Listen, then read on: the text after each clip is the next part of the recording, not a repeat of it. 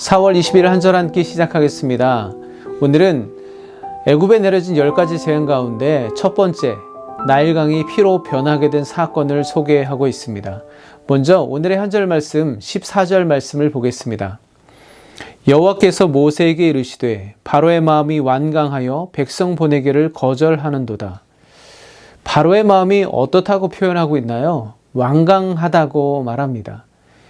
이 말은 무거워서 움직이지 않는 상태를 말합니다. 즉 바로의 마음이 하나님께서 무엇라 말씀하시든 상황이 어떻게 변하든지 간에 바위덩이처럼 무겁고 둔하게 굳어져 가고 있다는 것을 표현하고 있죠.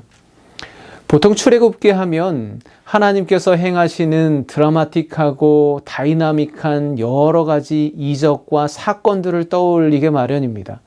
그런데 저는 이 말씀을 묵상하면 할수록 이전에 보지 못했던 것들이 새롭게 보여지는 것을 경험했습니다. 그것이 무엇이냐 하면 바로 사람의 마음과 감정입니다. 하나님의 소명을 받은 모세의 심정, 그 연약한 심정을 우리는 바라볼 수 있었습니다.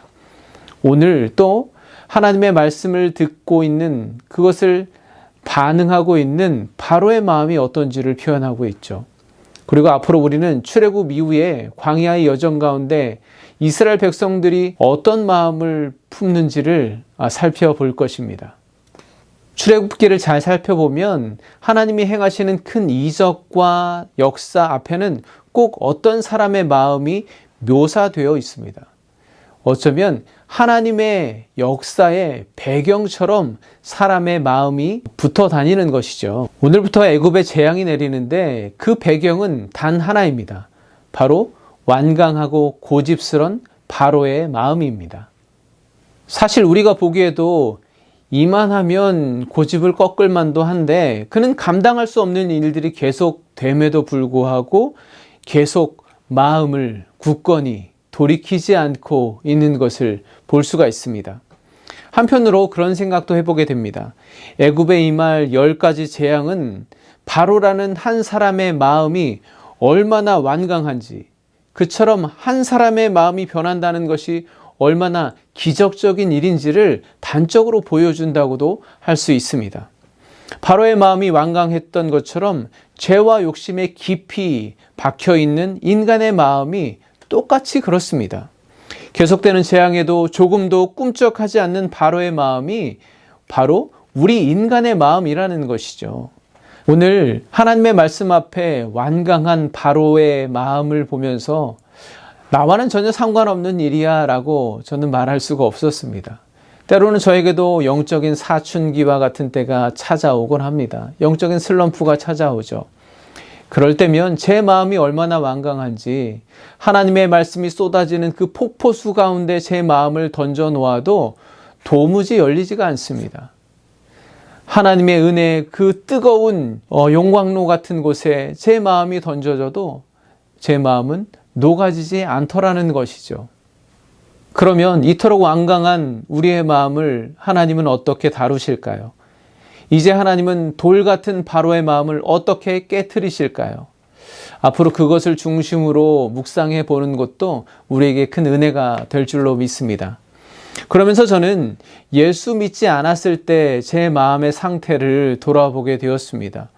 물론 바로만큼은 아니었을 것 같은데요.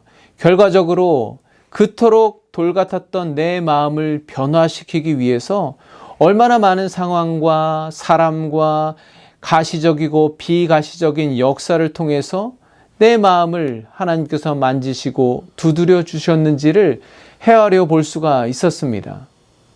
하나님은 그렇게 저뿐만 아니라 여러분 그리고 수많은 사람들의 마음을 오랫동안 어루만지시며 녹아지기를, 열려지기를, 변화되기를 기다리셨다고 생각하니까 얼마나 그 은혜가 감사한지 모르겠습니다. 하나님은 모세에게 아침에 나일강가에 있는 바로에게로 가라고 말씀하십니다.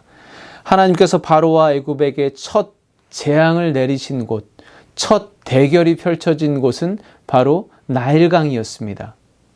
그런데 왜 나일강일까요? 이 강은 애굽의 풍요를 가져다주는 생명줄과도 같은 곳입니다. 애굽은 나일강을 중심으로 발전을 이루어서 세계적인 문명 국가가 됩니다. 하나님은 바로 그것을 치시는 것이죠. 하나님은 애굽의 가장 중요한 근원을 치셔서 그분이 원하시면 아무리 찬란한 문명조차도 하루아침에 무너질 수 있음을 경고하고 계십니다. 문명은 인간의 업적이죠. 인간이 세운 것입니다. 그러나 그 근본, 기원과 목적에는 창조주 하나님이 계심을 잊지 말라는 것입니다. 하지만 바로는 물을 피로 변하게 하신 하나님의 이적을 그리 대수롭게 여기지 않습니다. 왜냐하면 애굽의 요술사들도 그와 같이 행했기 때문입니다. 정말 대단하지 않습니까? 애굽의 술사들이 하나님이 행하신 이적을 똑같이 따라합니다. 이에 바로는 모세와 아론의 말을 듣지 않고 궁으로 돌아가 관심조차 가지지 않았다고 기록하고 있습니다. 언뜻 보면 바로 곁에 이렇게 유능한 요술사들이 있었으니 바로가 이렇게 버틸만도 하다, 다 믿는 구석이 있었구나라고 생각할 수도 있습니다. 좀 헷갈리지 않나요? 하나님이 이적을 행하시고 재앙을 내리실 거면 아무도 따라할 수 없는 엄청난 거를 행하시든지 왜 이렇게 어중간하게 행하고 계실까요? 그러나 여기서 우리가 분명히 짚고 넘어가야 할, 생각해 보아야 할 것이 있습니다. 마실 물을 악취나는 피로 바꾸는 것은 사탄 마귀도 얼마든지 따라할 수 있다는 것입니다. 사탄이 하는 일이 그런 것입니다. 망가뜨리고 상심하게 만들고 절망하게 하고 죽게 하는 것입니다. 그게 사탄의 역사입니다. 사탄의 능력입니다. 그렇지 않나요? 한편 우리도 우리의 말과 행동으로 저주함으로 한 영혼을 실족하게 하고 절망하고 죽게 만들 수 있습니다. 우리도 애굽의 요술사들처럼 그렇게 할 수 있다는 것이죠.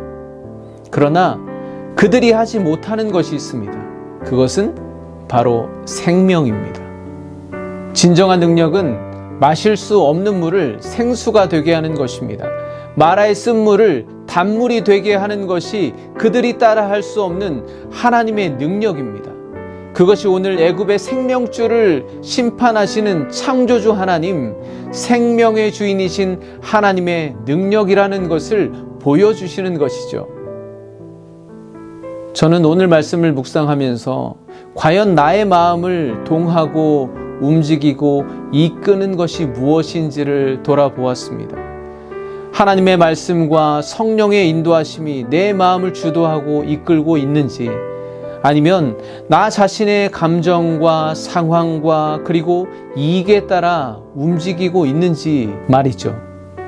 자신의 생명줄을 치시는 하나님의 경고에도 돌이켜 회개하지 않고 오히려 나일강가에 샘물을 파고 있는 바로의 모습을 보았습니다. 거듭되는 재앙에도 자신의 능력을 내세워 하나님과 끝까지 맞서고 있는 바로의 완강함이 혹시 내 안에도 있지 않은지 돌아보게 되었습니다. 늘 들려지는 하나님의 말씀에 나는 어떻게 반응하고 있는지, 내 마음은 동하고 있는지 돌아보는 말씀이었습니다. 오늘 말씀에 여러분의 마음을 비추어 보시고 돌 같은 우리의 마음을 어루만지시는 그 따스한 하나님의 손길을, 그 사랑의 온기를 느껴보시는 하루가 되시기를 간절히 축복합니다. 내일 다시 찾아뵙겠습니다. 감사합니다.